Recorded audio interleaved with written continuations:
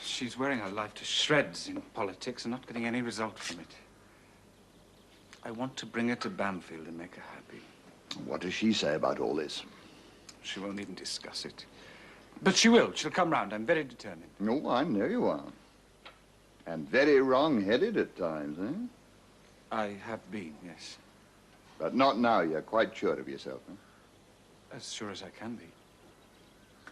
Well, I hope you get what you want, and it makes you just as happy as you think it will. Thanks. And about Thursday? Oh, no, I'm afraid that's quite out of the question. Oh? I'm sorry to disappoint you, but it simply won't do, will it? May I ask why? Oh, I'm surprised you should feel the need to ask. Oh, bless me, we can't have all those poor little toads doing double prep so they can stand on the touchline and cheer while their housemaster goes swanning off to see his girlfriend, can we? Oh, no. I want you out there with them, looking just as jolly, making just as much noise as me. Yes, I see. And furthermore, I shall be wanting to discuss some financial matters with you and Garside on Thursday evening, so that I don't make too much of a fool of myself at the governor's meeting on Friday. Financial matters? Oh, dear. David, you're going to have to realize a headmaster has to be a good deal more than a philosopher king. You can't get away from the sordid facts. Chaps pay to send their sons here. Buildings need keeping up. Boys have to be fed. Masters, butchers, groundsmen, all have to be paid. And on top of that, the books have got to balance. Now, I'm jiggered if I can understand Alcock's accounting methods, but I've got to get the hang of them. And so have you. Follow me? Yes. Good. You know, this headship isn't going to fall into your lap, old boy. You've got to work for it. Quite a lot of people have got to be convinced that you're the right man for the job. You sound as if you're one of them. Oh, look, I'd better be getting back. I'm sorry if I embarrassed you by asking. It never embarrasses me to say no, but I hope you don't want your book back. That wasn't a quid pro quo, was it? No, of course it wasn't. I'll go. Give my apologies to Mrs. Harris. I shall have to eat all those Welsh cakes myself now.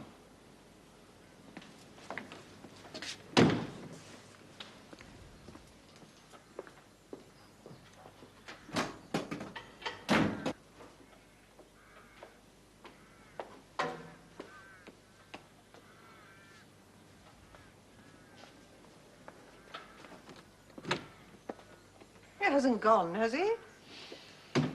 He has indeed. I'm afraid I sent him away with a flea in his ear. Now, why did you do that? A curious turn of phrase, that, isn't it? Do you suppose once upon a time people actually went round putting fleas in one another's ears? Perhaps there's something about it in the Royal Tigris. Algy, the question is of academic interest. Considerable academic interest, yes, indeed. What have you been saying to David? I have been a martinet, a man of steel. Are there any more Welsh cakes? Aren't you going to tell me? He wanted to take a day off in midweek to go and see his young woman in Billhampton, and I told him it was quite out of the question. He was not a little put out. Must have been very important to him. I think his little political firebrand is leading him a dance, or else he's leading himself a dance. Now, how would anyone lead himself a dance, I wonder? From what he tells me about her, she won't be satisfied until she's Prime Minister, at least. She's going to lead her own life. Our David is simply a diversion. Our David? We don't own him, Algy. It's his life, irritating as that may be to you, my dear. Oh, well, at least I own his Thursday afternoons, as I felt bound to point out to him. With some relish, I admit. Oh, dash me buttons. I will not have him expecting the headship of Bamfield handed to him on a plate. He's got to want it more than anything else in the world, and he's got to deserve it as well. Algy, you do still think he'll make a good headmaster, don't you? Of course I do. I've always thought that. But ever since this feud with Alcock, he seems to be taking off in all sorts of directions. He's got to settle down again. Oh, dash it. Why can't the fella be more like himself? The headship of Bamfield is the most important job in the world to you, isn't it? Yes, of course it is. And so it should be for him if he wants to get it. He's got to make his mind up, Ellie. He can go away and write his books or be a politician's consort. Good luck to him if it makes him happy, but he's a born schoolmaster. Dash it, I had to wait 20 years for this job. If he wants it, he's jolly well got to work his socks off.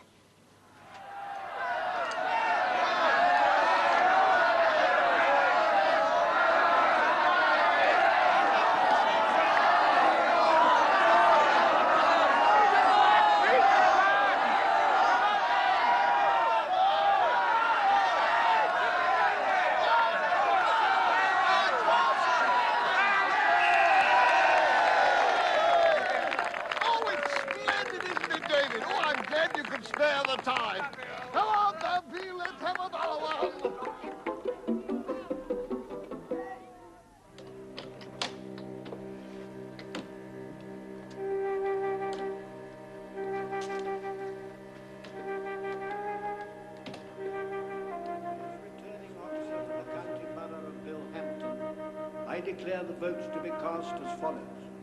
Barnett, James Alexander, 3,320. Forster, Christine Hilda Edgerton, 6,182. Simmons, Humphrey, 12,442. I therefore declare that Humphrey Simmons has been elected Member of Parliament for Billhampton.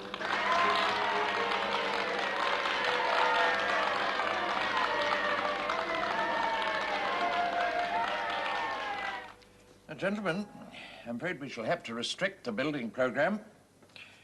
We've agreed that the fees can't be raised at the present time. We've already drawn heavily on the generosity of the old boys. They're splendid fellows, the old boys, but I do sometimes wish they were older old boys and richer old boys. Quite. You know, if young Chetwynd doesn't get his fully qualified laboratory assistant very soon, we may lose him. As a Cambridge double first, he knows his own value. Oh, I don't go much on these chaps who are all out for advancement. 2 years here, 3 years there. I do believe that he would like to stay, Sir Rufus. If we can find a way of bribing him, eh? Well, Mr. Powlett-Jones has been working on a possible solution, Sir Rufus. So I understand. Well, perhaps we could hear from him now. I've been looking into the use we make of the school during the summer. Don't make any use of it, do we? No, that's my point.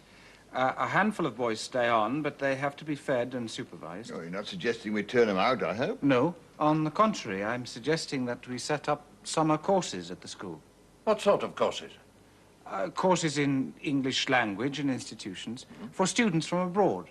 I believe we could get applicants from Europe and even further afield. By Jove, you know, that's a corker. That's absolutely splendid.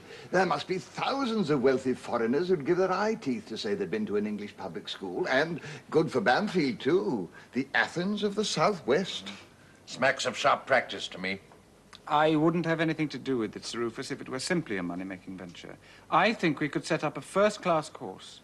I wouldn't have suggested it otherwise. Tutor in charge, D.J. Powlett-Jones, M.A., author of The Royal Tigress. I'd be glad to set up the scheme if the governor's approved. Oh. Gossine. Well, I've been over the figures with Mr. Powlett.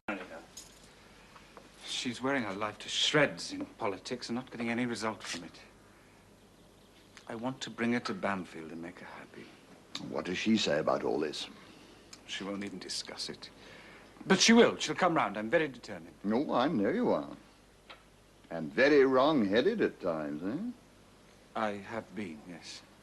But not now. You're quite sure of yourself, huh? As sure as I can be. Well, I hope you get what you want, and it makes you just as happy as you think it will. Thanks. And about Thursday? Oh, no, I'm afraid that's quite out of the question. Oh? I'm sorry to disappoint you, but it simply won't do, will it? May I ask why? Oh, I'm surprised you should feel the need to ask. Oh, bless me, we We can't have all those poor little toads doing double prep so they can stand on the touchline and cheer while their housemaster goes swanning off to see his girlfriend, can we? Oh, no, no, I want you out there with them, looking just as jolly, making just as much noise as me. Yes, I see. And furthermore, I shall be wanting to discuss some financial matters with you and Garth.